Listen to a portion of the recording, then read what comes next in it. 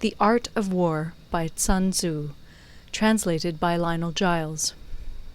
Part 1. Laying Plans. Sun Tzu said, "The art of war is of vital importance to the state.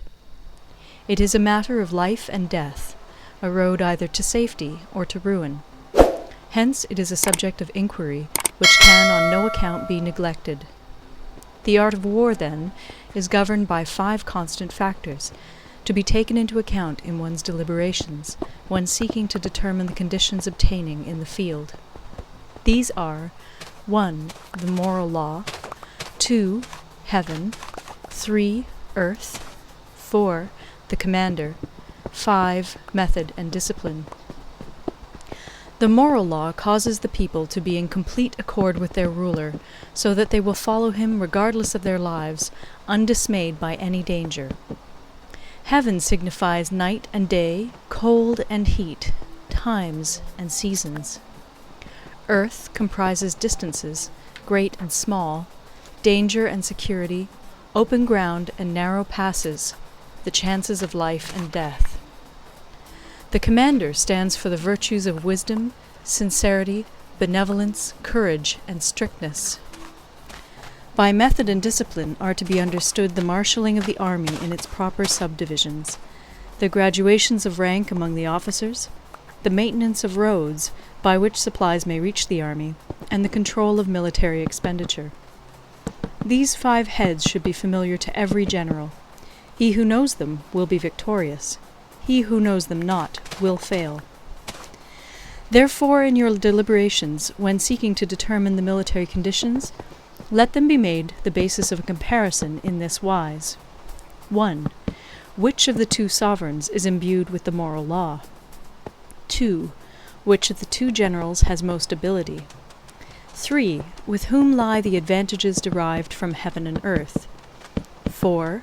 On which side is discipline most rigorously enforced? 5. Which army is stronger? 6. On which side are officers and men more highly trained? 7. In which army is there the greater constancy both in reward and punishment? By means of these 7 considerations I can forecast victory or defeat. The general that hearkens to my counsel and acts upon it will conquer. Let such a one be retained in command. The general that hearkens not to my counsel nor acts upon it will suffer defeat. Let such a one be dismissed. While heeding the profit of my counsel, avail yourself also of any helpful circumstances over and beyond the ordinary rules. According as circumstances are favorable, one should modify one's plans. All warfare is based on deception. Hence, when able to attack, we must seem unable. When using our forces, we must seem inactive. When we are near, we must make the enemy believe we are far away. When far away, we must make him believe we are near. Hold out baits to entice the enemy. Feign disorder and crush him. If he is secure at all points, be prepared for him. If he is in superior strength, evade him. If your opponent is of choleric temper, seek to irritate him. Pretend to be weak, that he may grow arrogant. If he is taking his ease, give him no rest. If his forces are united, separate them. Attack him where he is unprepared. Appear where you are not expected. These military devices, leading to victory, must not be divulged beforehand. Now the general who wins a battle makes many calculations in his temple ere the battle is fought. The general who loses a battle makes but few calculations beforehand. Thus do many calculations lead to victory, and few calculations to defeat. How much more no calculation at all? It is by attention to this point that I can foresee who is likely to win or lose. End of Part 1. Part 2. Waging War. Sun Tzu said, "In the operations of war, where there are in the field 1,000 swift chariots, as many heavy chariots, and 100,000 mail-clad soldiers, with provisions enough to carry them 1,000 li, the expenditure at home and at the front, including entertainment of guests, small items such as glue and paint, and sums spent on chariots and armour, will reach the total of 1,000 ounces of silver per day. Such is the cost of raising an army of 100,000 men. When you engage in actual fighting, if victory is long in coming, then men's weapons will grow dull and their ardor will be damped. If you lay siege to a town, you will exhaust your strength. Again, if the campaign is protracted, the resources of the state will not be equal to the strain. Now, when your weapons are dulled, your ardor damped, your strength exhausted, and your treasure spent, other chieftains will spring up to take advantage of your extremity. Then no man, however wise, will be able to avert the consequences that must ensue. Thus, though we have heard of stupid haste in war, cleverness has never been seen associated with long delays. There is no instance of a country having benefited from prolonged warfare. It is only one who is thoroughly acquainted with the evils of war that can thoroughly understand the profitable way of carrying it on. The skilful soldier does not raise a second levy. Neither are his supply wagons loaded more than twice. Bring war material with you from home, but forage on the enemy. Thus the army will have food enough for its needs. Poverty of the state exchequer causes an army to be maintained by contributions from a distance. Contributing to maintain an army at a distance causes the people to be impoverished. On the other hand, the proximity of an army causes prices to go up, and high prices cause the people's substance to be drained away. When their substance is drained away, the peasantry will be afflicted by heavy exactions. With this loss of substance and exhaustion of strength, the homes of the people will be stripped bare, and 3/10 of their income will be dissipated, while government expenses for broken chariots, worn-out horses, breastplates and helmets, bows and arrows, spears and shields, protective mantles, draught oxen, and heavy wagons will amount to 4/10 of its total revenue. Hence, a wise general makes a point of foraging on the enemy. 1 cartload of the enemy's provisions is equivalent to 20 of one's own, and likewise a single picul of his provender is equivalent to 20 from one's own store. Now, in order to kill the enemy, our men must be roused to anger. That there may be advantage from defeating the enemy, they must have their rewards. Therefore, in chariot fighting, when 10 or more chariots have been taken, those should be rewarded who took the first. Our own flags should be substituted for those of the enemy, and their chariots mingled and used in conjunction with ours. The captured soldiers should be kindly treated and kept. This is called using the conquered foe to augment one's own strength. In war, then, let your great object be victory, not lengthy campaigns. Thus it may be known that the leader of armies is the arbiter of the people's fate, the man on whom it depends whether the nation shall be in peace or in peril. End of Part 2. Recorded in Toronto, Ontario by Moira Fogarty, October 2006.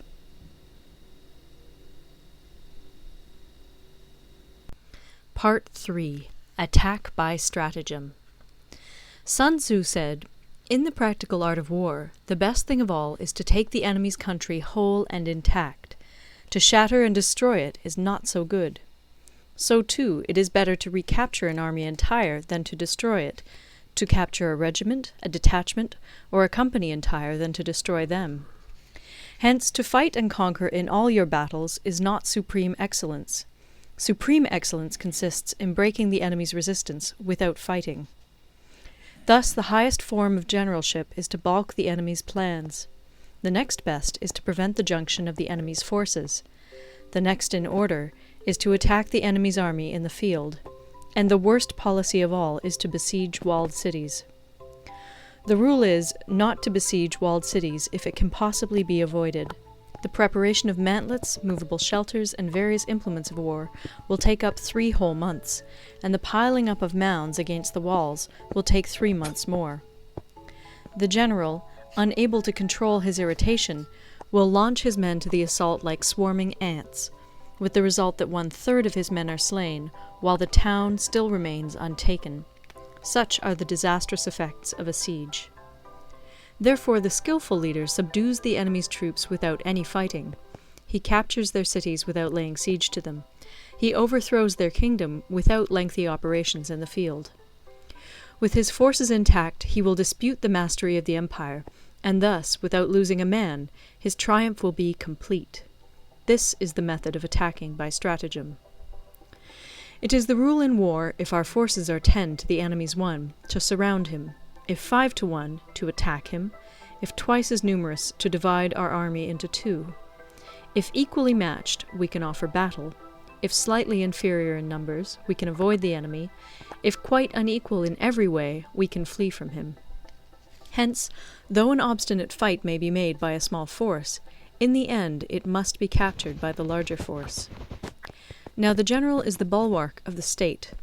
If the bulwark is complete at all points, the state will be strong; if the bulwark is defective, the state will be weak. There are 3 ways in which a ruler can bring misfortune upon his army. 1. By commanding the army to advance or to retreat, being ignorant of the fact that it cannot obey. This is called hobbling the army. 2. By attempting to govern an army in the same way as he administers a kingdom, being ignorant of the conditions which obtain in an army. This causes restlessness in the soldiers' minds. 3. By employing the officers of his army without discrimination through ignorance of the military principle of adaptation to circumstances. This shakes the confidence of the soldiers. But when the army is restless and distrustful, trouble is sure to come from the other feudal princes. This is simply bringing anarchy into the army, and flinging victory away. Thus we may know that there are 5 essentials for victory. 1. He will win who knows when to fight and when not to fight. 2. He will win who knows how to handle both superior and inferior forces. 3. He will win whose army is animated by the same spirit throughout all its ranks. 4. He will win who, prepared himself, waits to take the enemy unprepared. 5. He will win who has military capacity and is not interfered with by the sovereign. Hence the saying, if you know the enemy and know yourself, you need not fear the result of 100 battles. If you know yourself, but not the enemy, for every victory gained you will also suffer a defeat. If you know neither the enemy nor yourself, you will succumb in every battle. End of Part 3. Part 4. Tactical Dispositions. Sun Tzu said, "The good fighters of old first put themselves beyond the possibility of defeat, and then waited for an opportunity of defeating the enemy. To secure ourselves against defeat lies in our own hands, but the opportunity of defeating the enemy is provided by the enemy himself. Thus the good fighter is able to secure himself against defeat, but cannot make certain of defeating the enemy. Hence the saying, one may know how to conquer without being able to do it." Security against defeat implies defensive tactics. Ability to defeat the enemy means taking the offensive. Standing on the defensive indicates insufficient strength. Attacking, a superabundance of strength. The general who is skilled in defense hides in the most secret recesses of the earth. He who is skilled in attack flashes forth from the topmost heights of heaven.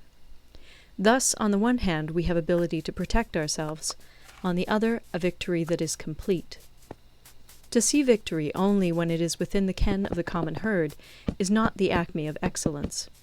Neither is it the acme of excellence if you fight and conquer, and the whole empire says, "Well done!"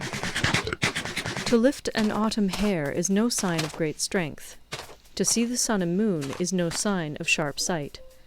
To hear the noise of thunder is no sign of a quick ear.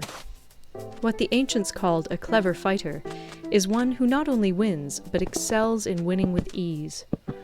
Hence his victories bring him neither reputation for wisdom nor credit for courage. He wins his battles by making no mistakes. Making no mistakes is what establishes the certainty of victory, for it means conquering an enemy that is already defeated. Hence the skillful fighter puts himself into a position which makes defeat impossible, and does not miss the moment for defeating the enemy. Thus it is that in war the victorious strategist only seeks battle after the victory has been won, whereas he who is destined to defeat first fights and afterwards looks for victory. The consummate leader cultivates the moral law and strictly adheres to method and discipline. Thus it is in his power to control success. In respect of military method we have, firstly, measurement, secondly, estimation of quantity, thirdly, calculation, fourthly, balancing of chances, fifthly, victory. Measurement owes its existence to earth. Estimation of quantity to measurement, calculation to estimation of quantity, balancing of chances to calculation, and victory to balancing of chances. A victorious army opposed to a routed one is as a pound's weight placed in the scale against a single grain. The onrush of a conquering force is like the bursting of pent-up waters into a chasm 1,000 fathoms deep. End of Part 4. Recorded in Toronto, Ontario by Moira Fogarty, October 2006.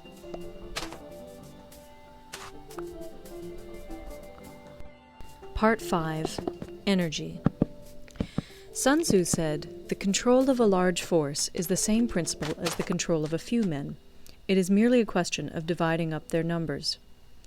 Fighting with a large army under your command is nowise different from fighting with a small one. It is merely a question of instituting signs and signals. To ensure that your whole host may withstand the brunt of the enemy's attack and remain unshaken, this is effected by maneuvers direct and indirect. That the impact of your army may be like a grindstone dashed against an egg, this is effected by the science of weak points and strong. In all fighting, the direct method may be used for joining battle, but indirect methods will be needed in order to secure victory. Indirect tactics, efficiently applied, are inexhaustible as heaven and earth, unending as the flow of rivers and streams. Like the sun and moon, they end but to begin anew. Like the 4 seasons, they pass away to return once more. There are not more than 5 musical notes, yet the combinations of these 5 give rise to more melodies than can ever be heard. There are not more than 5 primary colors, blue, yellow, red, white, and black, yet in combination they produce more hues than can ever be seen. There are not more than 5 cardinal tastes, sour, acrid, salt, sweet, bitter, yet combinations of them yield more flavors than can ever be tasted. In battle there are not more than 2 methods of attack, the direct and the indirect, yet these 2 in combination give rise to an endless series of maneuvers. The direct and the indirect lead on to each other in turn. It is like moving in a circle. You never come to an end. Who can exhaust the possibilities of their combination? The onset of troops is like the rush of a torrent which will even roll stones along in its course. The quality of decision is like the well-timed swoop of a falcon, which enables it to strike and destroy its victim. Therefore, the good fighter will be terrible in his onset and prompt in his decision. Energy may be likened to the bending of a crossbow, decision to the releasing of a trigger. Amid the turmoil and tumult of battle, there may be seeming disorder, and yet no real disorder at all. Amid confusion and chaos, your array may be without head or tail, yet it will be proof against defeat. Simulated disorder postulates perfect discipline. Simulated fear postulates courage. Simulated weakness postulates strength. Hiding order beneath the cloak of disorder is simply a question of subdivision. Concealing courage under their show of timidity presupposes a fund of latent energy. Masking strength with weakness is to be effected by tactical dispositions. Thus, one who is skillful at keeping the enemy on the move maintains deceitful appearances, according to which the enemy will act. He sacrifices something that the enemy may snatch at it. By holding out baits, he keeps him on the march. Then, with a body of picked men, he lies in wait for him. The clever combatant looks to the effect of combined energy, and does not require too much from individuals. Hence his ability to pick out the right men and utilize combined energy. When he utilizes combined energy, his fighting men become as it were like unto rolling logs or stones, for it is the nature of a log or stone to remain motionless on level ground, and to move when on a slope. If four-cornered, to come to a standstill, but if round-shaped, to go rolling down. Thus the energy developed by good fighting men is as the momentum of a round stone rolled down a mountain thousands of feet in height. So much on the subject of energy. End of Part 5. Part 6. Weak Points and Strong. Sun Tzu said, "Whoever is first in the field and awaits the coming of the enemy will be fresh for the fight. Whoever is second in the field and has to hasten to battle will arrive exhausted. Therefore, the clever combatant imposes his will on the enemy, but does not allow the enemy's will to be imposed on him. By holding out advantages to him, he can cause the enemy to approach of his own accord, or, by inflicting damage, he can make it impossible for the enemy to draw near. If the enemy is taking his ease, he can harass him. If well supplied with food, he can starve him out. If quietly encamped, he can force him to move. Appear at points which the enemy must hasten to defend. March swiftly to places where you are not expected. An army may march great distances without distress if it marches through country where the enemy is not. You can be sure of succeeding in your attacks if you only attack places which are undefended. You can ensure the safety of your defense if you only hold positions that cannot be attacked. Hence, that general is skillful in attack whose opponent does not know what to defend, and he is skillful in defense whose opponent does not know what to attack. O divine art of subtlety and secrecy! Through you we learn to be invisible, through you inaudible, and hence we can hold the enemy's fate in our hands. You may advance and be absolutely irresistible if you make for the enemy's weak points. You may retire and be safe from pursuit if your movements are more rapid than those of the enemy. If we wish to fight, the enemy can be forced to an engagement even though he be sheltered behind a high rampart and a deep ditch. All we need do is attack some other place that he will be obliged to relieve. If we do not wish to fight, we can prevent the enemy from engaging us even though the lines of our encampment be merely traced out on the ground. All we need do is throw something odd and unaccountable in his way. By discovering the enemy's dispositions and remaining invisible ourselves, we can keep our forces concentrated while the enemy's must be divided. We can form a single united body while the enemy must split up into fractions. Hence there will be a whole pitted against separate parts of a whole, which means that we shall be many to the enemy's few. And if we are able thus to attack an inferior force with a superior one, our opponents will be in dire straits. The spot where we intend to fight must not be made known, for then the enemy will have to prepare against a possible attack at several different points. And his forces being thus distributed in many directions, the numbers we shall have to face at any given point will be proportionately few. For should the enemy strengthen his van, he will weaken his rear. Should he strengthen his rear, he will weaken his van. Should he strengthen his left, he will weaken his right. Should he strengthen his right, he will weaken his left. If he sends reinforcements everywhere, he will everywhere be weak. Numerical weakness comes from having to prepare against possible attacks. Numerical strength from compelling our adversary to make these preparations against us. Knowing the place and the time of the coming battle, we may concentrate from the greatest distances in order to fight. But if neither time nor place be known, then the left wing will be impotent to succour the right equally impotent to succour the left, the van unable to relieve the rear, or the rear to support the van. How much more so if the furthest proportions of the army are anything under 100 li apart, and even the nearest are separated by several li. Though according to my estimate the soldiers of Yue exceed our own in number, that shall advantage them nothing in the matter of victory. I say then that victory can be achieved. Though the enemy be stronger in numbers, we may prevent him from fighting. Scheme so as to discover his plans and the likelihood of their success. Rouse him and learn the principle of his activity or inactivity. Force him to reveal himself so as to find out his vulnerable spots. Carefully compare the opposing army with your own, so that you may know where strength is superabundant and where it is deficient. In making tactical dispositions, the highest pitch you can attain is to conceal them. Conceal your dispositions, and you will be safe from the prying of the subtlest spies, from the machinations of the wisest brains. How victory may be produced for them out of the enemy's own tactics, that is what the multitude cannot comprehend. All men can see the tactics whereby I conquer, but what none can see is the strategy out of which victory is evolved. Do not repeat the tactics which have gained you one victory, but let your methods be regulated by the infinite variety of circumstances. Military tactics are like unto water, for water in its natural course runs away from high places and hastens downwards. So in war, The way is to avoid what is strong and to strike at what is weak. Water shapes its course according to the nature of the ground over which it flows. The soldier works out his victory in relation to the foe whom he is facing. Therefore, just as water retains no constant shape, in warfare there are no constant conditions. He who can modify his tactics in relation to his opponent and thereby succeed in winning may be called a heaven-born captain. The 5 elements, water, fire, wood, metal, earth, are not always equally predominant. The 4 seasons make way for each other in turn. There are short days and long. The moon has its periods of waning and waxing. End of Part 6.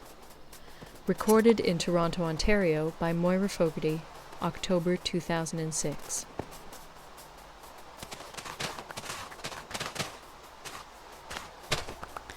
Part 7. Maneuvering. Sun Tzu said, "In war, the general receives his commands from the sovereign. Having collected an army and concentrated his forces, he must blend and harmonize the different elements thereof before pitching his camp. After that comes tactical maneuvering, than which there is nothing more difficult. The difficulty of tactical maneuvering consists in turning the devious into the direct, and misfortune into gain. Thus, to take a long and circuitous route, after enticing the enemy out of the way, and those starting after him, to contrive to reach the goal before him, shows knowledge of the artifice of deviation. Maneuvering with an army is advantageous, with an undisciplined multitude most dangerous. If you set a fully equipped army in march in order to snatch an advantage, the chances are that you will be too late. On the other hand, to detach a flying column for the purpose involves the sacrifice of its baggage and stores. Thus, if you order your men to roll up their buff coats and make forced marches without halting day or night, covering double the usual distance at a stretch, doing 100 li in order to wrest an advantage, the leaders of all your 3 divisions will fall into the hands of the enemy. The stronger men will be in front, the jaded ones will fall behind, and on this plan only 1/10 of your army will reach its destination. If you march 50 li in order to outmaneuver the enemy, you will lose the leader of your 1st division, and only half your force will reach the goal. If you march 30 li with the same object, 2/3 of your army will arrive. We may take it then that an army without its baggage train is lost. Without provisions, it is lost. Without bases of supply, it is lost. We cannot enter into alliances until we are acquainted with the designs of our neighbours. We are not fit to lead an army on the march unless we are familiar with the face of the country, its mountains and forests, its pitfalls and precipices, its marshes and swamps. We shall be unable to turn natural advantage to account unless we make use of local guides. In war, practice dissimulation and you will succeed. Whether to concentrate or to divide your troops must be decided by circumstances. Let your rapidity be that of the wind, your compactness that of the forest. In raiding and plundering be like fire, in immovability like a mountain. Let your plans be dark, and impenetrable as night, and when you move, fall like a thunderbolt. When you plunder a countryside, let the spoil be divided amongst your men. When you capture new territory, cut it up into allotments for the benefit of the soldiery. Ponder and deliberate before you make a move. He will conquer who has learnt the artifice of deviation. Such is the art of maneuvering.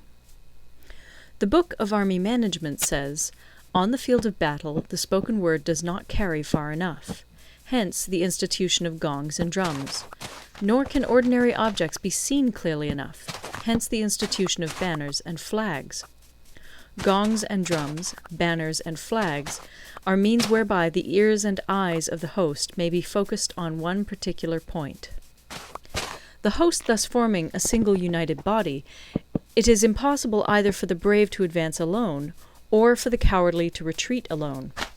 This is the art of handling large masses of men.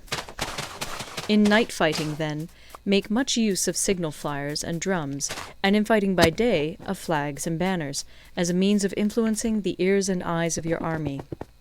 A whole army may be robbed of its spirit, A commander-in-chief may be robbed of his presence of mind.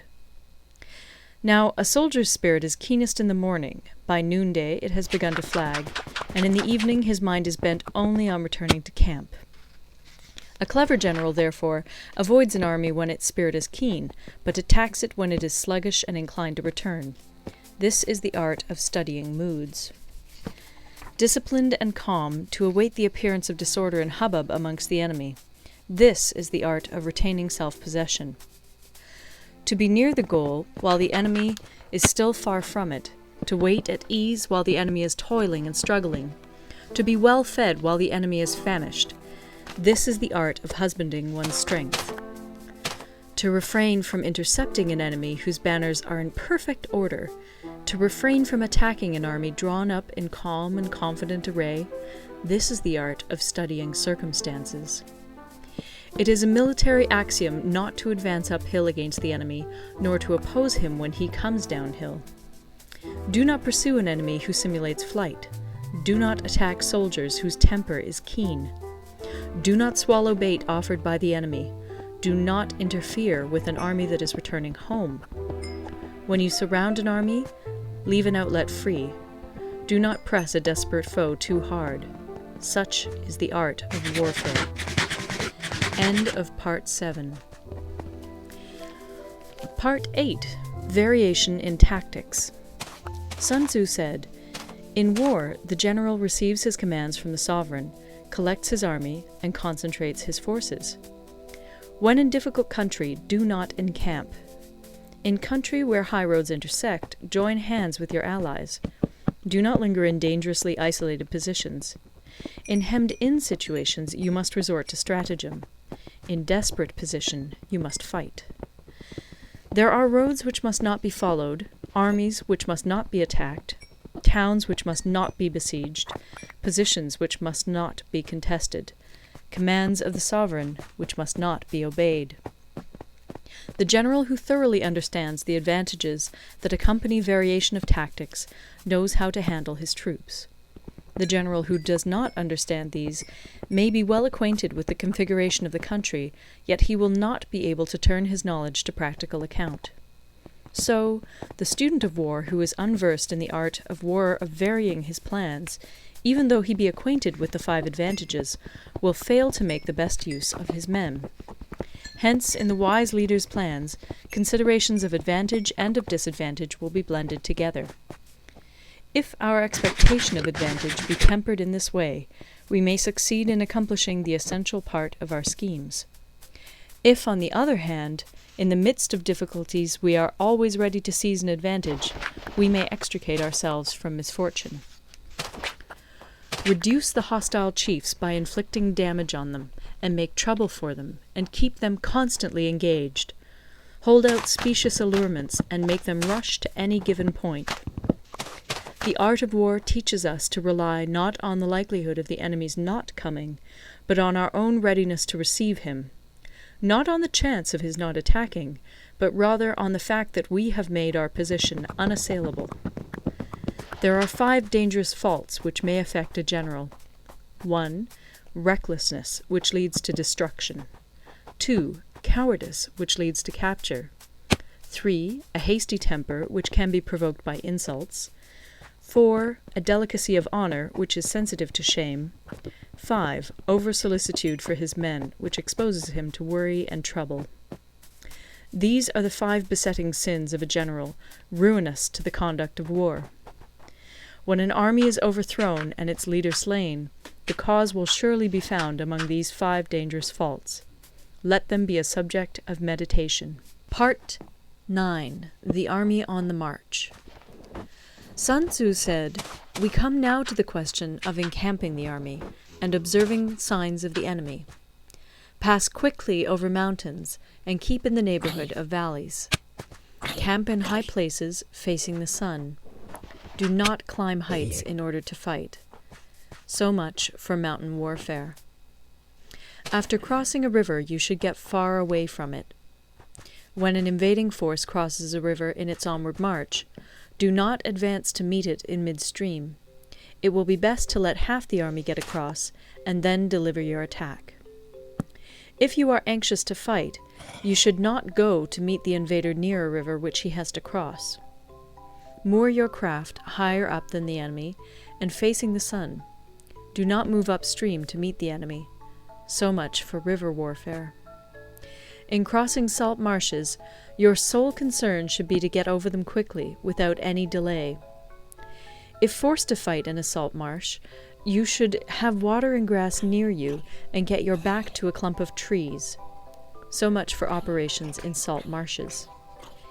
In dry, level country, take up an easily accessible position with rising ground to your right and on your rear, so that the danger may be in front and safety lie behind.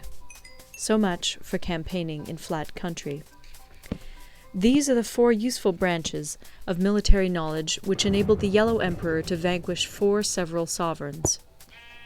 All armies prefer high ground to low, and sunny places to dark. If you are careful of your men and camp on hard ground, the army will be free from disease of every kind, and this will spell victory. When you come to a hill or a bank, occupy the sunny side, with the slope on your right rear. Thus you will at once act for the benefit of your soldiers, and utilize the natural advantages of the ground. When, in consequence of heavy rains up country, a river which you wish to ford is swollen and flecked with foam, you must wait until it subsides. Country in which there are precipitous cliffs with torrents running between, deep natural hollows, confined places, tangled thickets, quagmires, and crevasses should be left with all possible speed and not approached. While we keep away from such places, we should get the enemy to approach them. While we face them, we should let the enemy have them on his rear. If in the neighbourhood of your camp there should be any hilly country, ponds surrounded by aquatic grass, hollow basins filled with reeds, or woods with thick undergrowth, they must be carefully routed out and searched, for these are places where men in ambush or insidious spies are likely to be lurking. When the enemy is close at hand and remains quiet, he is relying on the natural strength of his position. When he keeps aloof and tries to provoke a battle, he is anxious for the other side to advance. If his place of encampment is easy of access, he is tendering a bait. Movement amongst the trees of a forest shows that the enemy is advancing. The appearance of a number of screens in the midst of thick grass means that the enemy wants to make us suspicious. The rising of birds in their flight is the sign of an ambuscade. Startled beasts indicate that a sudden attack is coming. When there is dust rising in a high column, it is the sign of chariots advancing. When the dust is low, but spread over a wide area, it betokens the approach of infantry. When it branches out in different directions, it shows that parties have been sent to collect firewood. A few clouds of dust, moving to and fro, signify that the army is encamping. Humble words and increased preparations are signs that the enemy is about to advance. Violent language and driving forward as if to the attack are signs that he will retreat. When the light chariots come out first and take up a position on the wings, it is a sign that the enemy is forming for battle. Peace proposals unaccompanied by a sworn covenant indicate a plot. When there is much running about, and the soldiers fall into rank, it means that the critical moment has come. When some are seen advancing and some retreating, it is a lure. When the soldiers stand leaning on their spears, they are faint from want of food.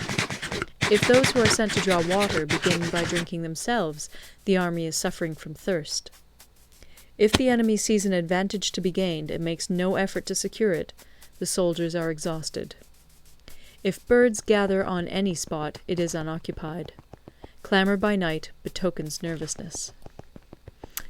If there is a disturbance in the camp, the general's authority is weak.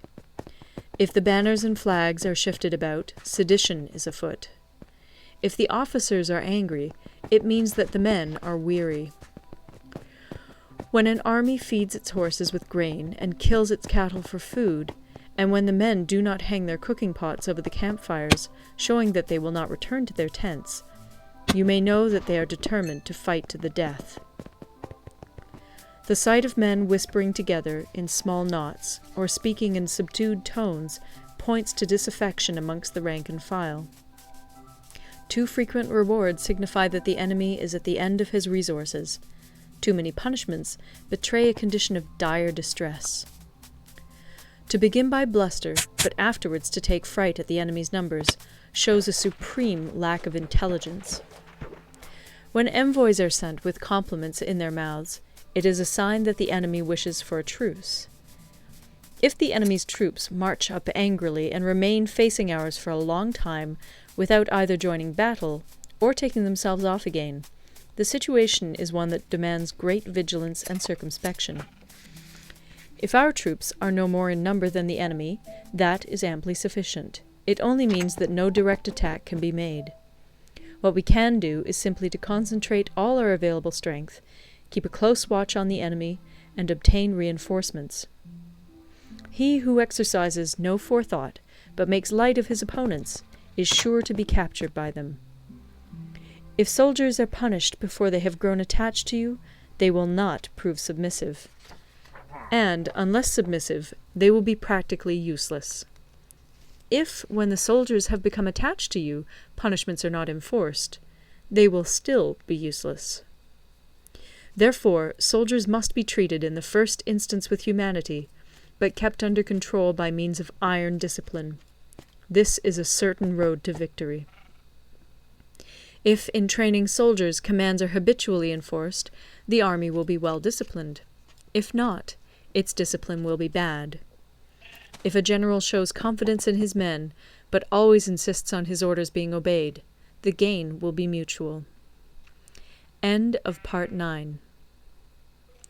Part 10. Terrain. Sun Tzu said, we may distinguish 6 kinds of terrain, to wit, 1. Accessible ground, 2. Entangling ground, 3. Temporizing ground, 4. Narrow passes, 5. Precipitous heights, 6. Positions at a great distance from the enemy. Ground which can be freely traversed by both sides is called accessible.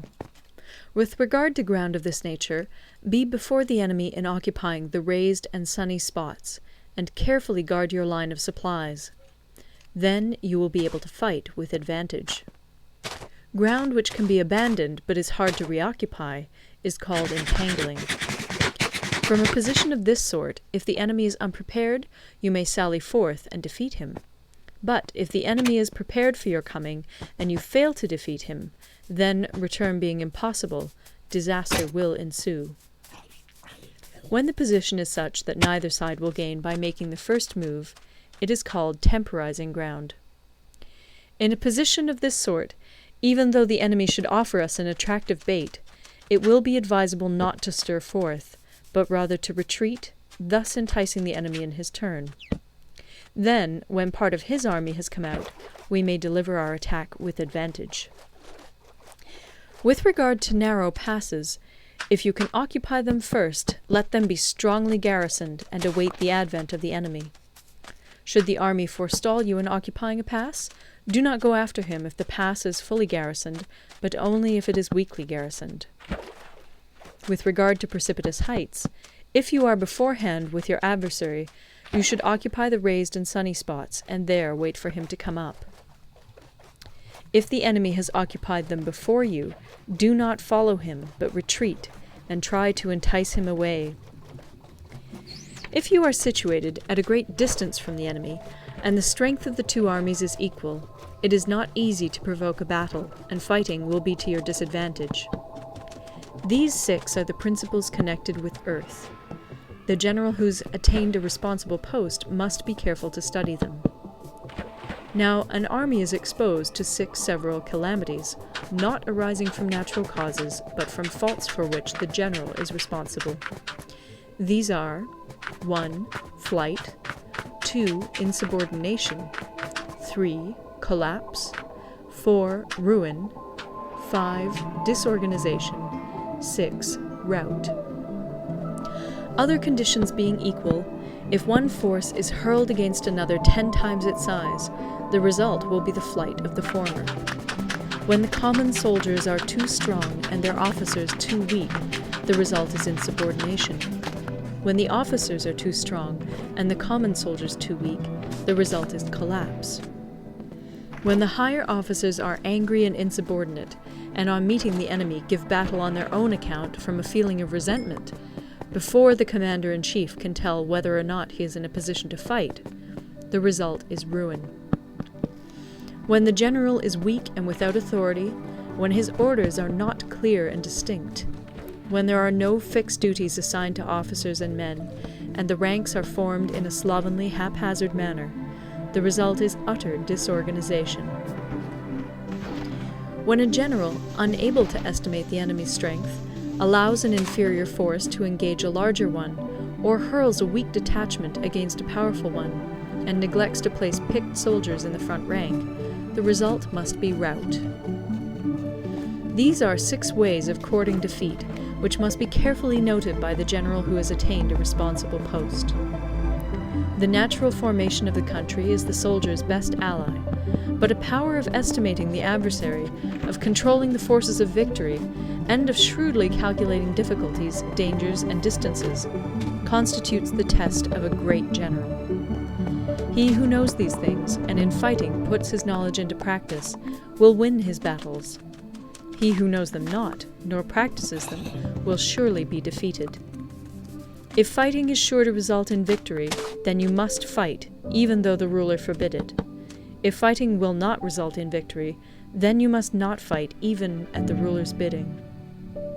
The general who advances without coveting fame, and retreats without fearing disgrace, whose only thought is to protect his country and do good service for his sovereign, is the jewel of the kingdom. Regard your soldiers as your children, and they will follow you into the deepest valleys.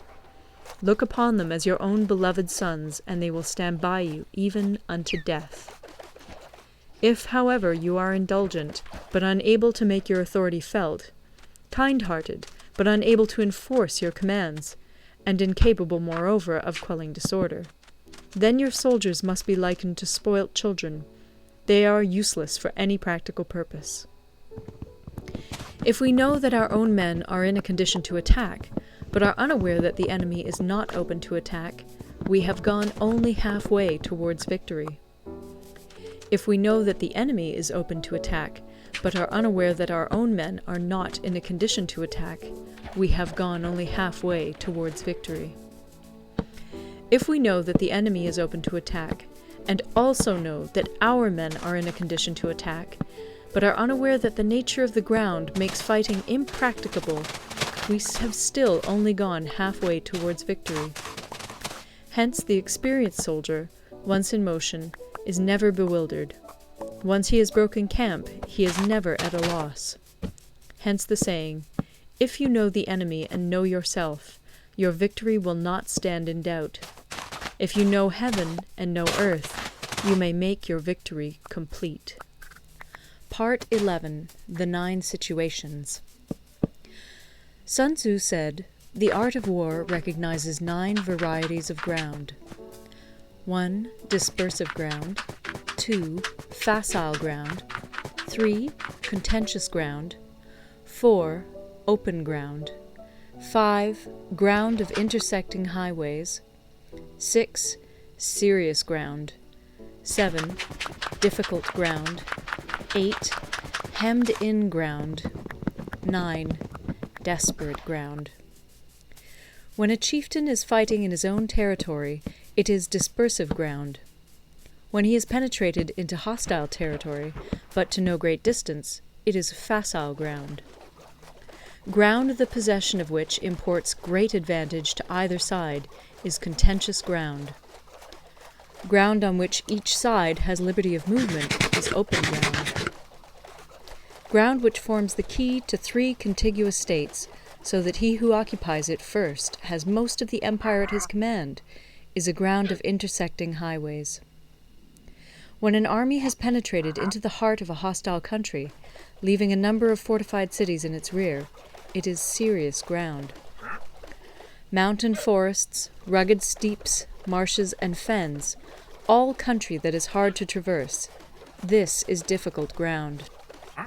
Ground which is reached through narrow gorges, and from which we can only retire by tortuous paths, so that a small number of the enemy would suffice to crush a large body of our men. This is hemmed-in ground. Ground on which we can only be saved from destruction by fighting without delay is desperate ground. On dispersive ground, therefore, fight not. On facile ground, halt not. On contentious ground, attack not. On open ground, do not try to block the enemy's way. On the ground of intersecting highways, join hands with your allies. On serious ground, gather in plunder. In difficult ground, keep steadily on the march. On hemmed-in ground, resort to stratagem. On desperate ground, fight. Those who were called skillful leaders of old knew how to drive a wedge between the enemy's front and rear, to prevent cooperation between his large and small divisions, to hinder the good troops from rescuing the bad, the officers from rallying their men. When the enemy's men were united, they managed to keep them in disorder. When it was to their advantage, they made a forward move. When otherwise, they stopped still. If asked how to cope with a great host of the enemy in orderly array, and on the point of marching to the attack, I should say, begin by seizing something which your opponent holds dear. Then he will be amenable to your will. Rapidity is the essence of war. Take advantage of the enemy's unreadiness. Make your way by unexpected routes, and attack unguarded spots. The following are the principles to be observed by an invading force. The further you penetrate into a country, the greater will be the solidarity of your troops, and thus the defenders will not prevail against you.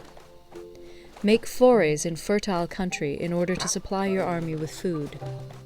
Carefully study the well-being of your men, and do not overtax them. Concentrate your energy and hoard your strength. Keep your army continually on the move, and devise unfathomable plans. Throw your soldiers into positions whence there is no escape, and they will prefer death to flight. If they will face death, there is nothing they may not achieve. Officers and men alike will put forth their uttermost strength. Soldiers, when in desperate straits, lose the sense of fear. If there is no place of refuge, they will stand firm. If they are in hostile country, they will show a stubborn front. If there is no help for it, they will fight hard. Thus, without waiting to be marshalled, the soldiers will be constantly on the qui-vive. Without waiting to be asked, they will do your will. Without restrictions, they will be faithful. Without giving orders, they can be trusted. Prohibit the taking of omens, and do away with superstitious doubts. Then, until death itself comes, no calamity need be feared. If our soldiers are not overburdened with money, it is not because they have a distaste for riches. If their lives are not unduly long, it is not because they are disinclined to longevity. On the day they are ordered out to battle, your soldiers may weep, those sitting up bedewing their garments, and those lying down, letting the tears run down their cheeks. But let them once be brought to bay, and they will display the courage of a Chu or a Kui. The skillful tactician may be likened to the Shuai-jan. Now, the Shuai-jan is a snake that is found in the Ch'ung Mountains. Strike at its head, and you will be attacked by its tail. Strike at its tail, and you will be attacked by its head. Strike at the middle, and you will be attacked by head and tail both. Asked if an army can be made to imitate the Shuai-jan, I should answer yes. For the men of Wu and the men of Yue are enemies. Yet if they are crossing a river in the same boat and are caught by a storm, they will come to each other's assistance, just as the left hand helps the right. Hence, it is not enough to put one's trust in the tethering of horses and the burying of chariot wheels in the ground. The principle on which to manage an army is to set up one standard of courage, which all must reach. How to make the best of both strong and weak, that is a question involving the proper use of ground. Thus, the skillful general conducts his army just as though he were leading a single man, willy-nilly by the hand. It is the business of a general to be quiet, and thus ensure secrecy, upright and just, and thus maintain order. He must be able to mystify his officers and men by false reports and appearances, and thus keep them in total ignorance. By altering his arrangements and changing his plans, he keeps the enemy without definite knowledge. By shifting his camp and taking circuitous routes, he prevents the enemy from anticipating his purpose. At the critical moment, the leader of an army acts like one who has climbed up a height and then kicks away the ladder behind him. He carries his men deep into hostile territory before he shows his hand. He burns his boats and breaks his cooking pots. Like a shepherd driving a flock of sheep, he drives his men this way and that, and nothing knows whither he is going. To muster his host and bring it into danger, this may be termed the business of the general. The different measures suited to the 9 varieties of ground, the expediency of aggressive or defensive tactics, and the fundamental laws of human nature, these are things that must most certainly be studied. When invading hostile territory, the general principle is that penetrating deeply brings cohesion. Penetrating but a short way means dispersion. When you leave your own country behind and take your army across neighborhood territory, you find yourself on critical ground. When there are means of communication on all 4 sides, the ground is one of intersecting highways. When you penetrate deeply into a country, it is serious ground. When you penetrate but a little way, it is facile ground. When you have the enemy's strongholds on your rear and narrow passes in front, it is hemmed-in ground. When there is no place of refuge at all, it is desperate ground. Therefore, on dispersive ground, I would inspire my men with unity of purpose. On facile ground, I would see that there is close connection between all parts of my army. On contentious ground, I would hurry up my rear. On open ground, I would keep a vigilant eye on my defenses. On ground of intersecting highways, I would consolidate my alliances. On serious ground, I would try to ensure a continuous stream of supplies. On difficult ground, I would keep pushing on along the road. On hemmed-in ground, I would block any way of retreat. On desperate ground, I would proclaim to my soldiers the hopelessness of saving their lives. For it is the soldier's disposition to offer an obstinate resistance when surrounded, to fight hard when he cannot help himself, and to obey promptly when he has fallen into danger. We cannot enter into alliance with neighbouring princes until we are acquainted with their designs. We are not fit to lead an army on the march unless we are familiar with the face of the country, its mountains and forests, its pitfalls and precipices, its marshes and swamps. We shall be unable to turn natural advantages to account unless we make use of local guides. To be ignored of any one of the following 4 or 5 principles does not befit a warlike prince. When a warlike prince attacks a powerful state, his generalship shows itself in preventing the concentration of the enemy's forces. He overawes his opponents, and their allies are prevented from joining against him. Hence he does not strive to ally himself with all and sundry, nor does he foster the power of other states. He carries out his own secret designs, keeping his antagonists in awe. Thus he is able to capture their cities and overthrow their kingdoms. Bestow rewards without regard to rule, issue orders without regard to previous arrangements, and you will be able to handle a whole army as though you had to do with but a single man. Confront your soldiers with the deed itself. Never let them know your design. When the outlook is bright, bring it before their eyes, but tell them nothing when the situation is gloomy. Place your army in deadly peril, and it will survive. Plunge it into desperate straits, and it will come off in safety. For it is precisely when a force has fallen into harm's way that it is capable of striking a blow for victory. Success in warfare is gained by carefully accommodating ourselves to the enemy's purpose. By persistently hanging on the enemy's flank, we shall succeed in the long run in killing the commander-in-chief. This is called ability to accomplish a thing by sheer cunning. On the day that you take up your command, block the frontier passes, destroy the official tallies, and stop the passage of all emissaries. Be stern in the council chamber so that you may control the situation. If the enemy leaves the door open, you must rush in. Forestall your opponent by seizing what he holds dear, and subtly contrive to time his arrival on the ground. Walk in the path defined by rule, and accommodate yourself to the enemy until you can fight a decisive battle. At first, then, exhibit the coyness of a maiden, until the enemy gives you an opening. Afterwards, emulate the rapidity of a running hare, and it will be too late for the enemy to oppose you. End of Part 11. Part 12. The Attack by Fire. Sun Tzu said, "There are 5 ways of attacking with fire. The first is to burn soldiers in their camp. The second is to burn stores. The third is to burn baggage trains. The fourth is to burn arsenals and magazines. The fifth is to hurl dropping fire amongst the enemy."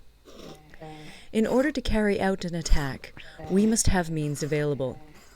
The material for raising fire should always be kept in readiness. There is a proper season for making attacks with fire, and special days for starting a conflagration. The proper season is when the weather is very dry. The special days are those when the moon is in the constellations of the Sieve, the Wall, the Wing, or the Crossbar, for these 4 are all days of rising wind. In attacking with fire, one should be prepared to meet 5 possible developments. 1. When fire breaks out inside to enemy's camp, respond at once with an attack from without. 2. If there is an outbreak of fire, but the enemy's soldiers remain quiet, bide your time and do not attack. 3. When the force of the flames has reached its height, follow it up with an attack, if that is practicable. If not, stay where you are. 4. If it is possible to make an assault with fire from without, do not wait for it to break out within, but deliver your attack at a favorable moment. 5. When you start a fire, be to windward of it. Do not attack from the leeward. A wind that rises in the daytime lasts long, but a night breeze soon falls. In every army, the 5 developments connected with fire must be known, the movements of the stars calculated, and a watch kept for the proper days. Hence, those who use fire as an aid to the attack show intelligence. Those who use water as an aid to the attack gain an accession of strength. By means of water, an enemy may be intercepted, but not robbed of all his belongings. Unhappy is the fate of one who tries to win his battles and succeed in his attacks without cultivating the spirit of enterprise, for the result is a waste of time and general stagnation. Hence the saying, "The enlightened ruler lays his plans well ahead. The good general cultivates his resources." Move not unless you see an advantage. Use not your troops unless there is something to be gained. Fight not unless the position is critical. No ruler should put troops into the field merely to gratify his own spleen. No general should fight a battle simply out of pique. If it is to your advantage, make a forward move. If not, stay where you are. Anger may in time change to gladness. Vexation may be succeeded by content. But a kingdom that has once been destroyed can never come again into being, nor can the dead ever be brought back to life. Hence the enlightened ruler is heedful, and the good general full of caution. This is the way to keep a country at peace and an army intact. End of Part 12. Part 13. The Use of Spies. Sun Tzu said, "Raising a host of 100,000 men and marching them great distances entails heavy loss on the people and a drain on the resources of the state. The daily expenditure will amount to 1,000 ounces of silver. There will be commotion at home and abroad, and men will drop down exhausted on the highways. As many as 700,000 families will be impeded in their labor. Hostile armies may feast each other for years, striving for the victory which is decided in a single day. This being so, to remain in ignorance of the enemy's conditions simply because one grudges the outlay of 100 ounces of silver in honours and emoluments is the height of inhumanity. One who acts thus is no leader of men, no present help to his sovereign, no master of victory. Thus, what enables the wise sovereign and the good general to strike and conquer and achieve things beyond the reach of ordinary men is foreknowledge. Now, this foreknowledge cannot be elicited from spirits. It cannot be obtained inductively from experience, nor by any deductive calculation. Knowledge of the enemy's dispositions can only be obtained from other men. Hence the use of spies, of whom there are 5 classes. 1. Local spies. 2. Inward spies. 3. Converted spies. 4. Doomed spies. 5. Surviving spies. When these 5 kinds of spy are all at work, none can discover the secret system. This is called divine manipulation of the threads. It is the sovereign's most precious faculty. Having local spies means employing the services of the inhabitants of a district. Having inward spies, making use of officials of the enemy. Having converted spies, getting hold of the enemy's spies and using them for our own purposes.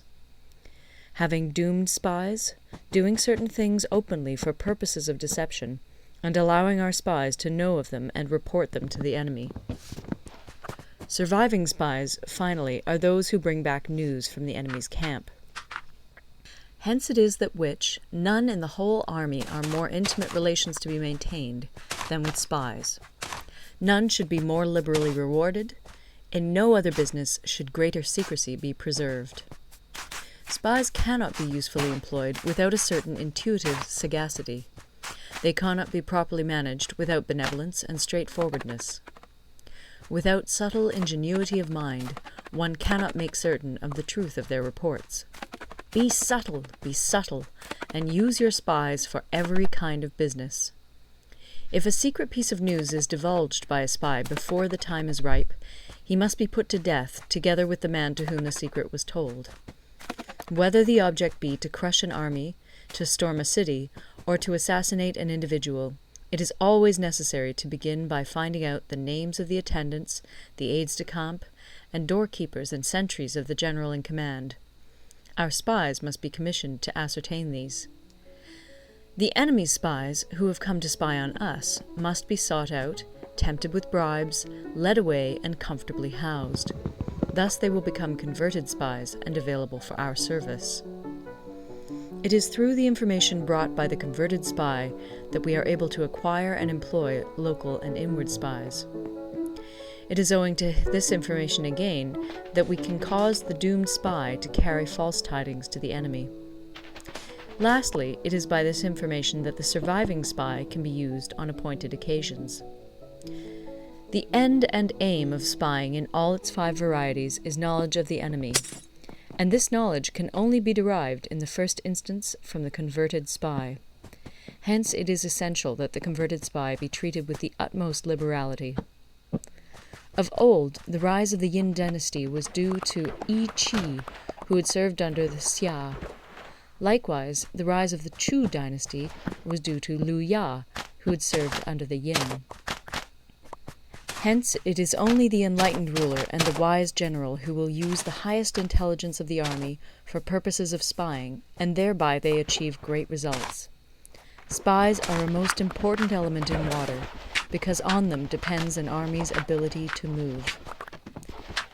End of the Art of War.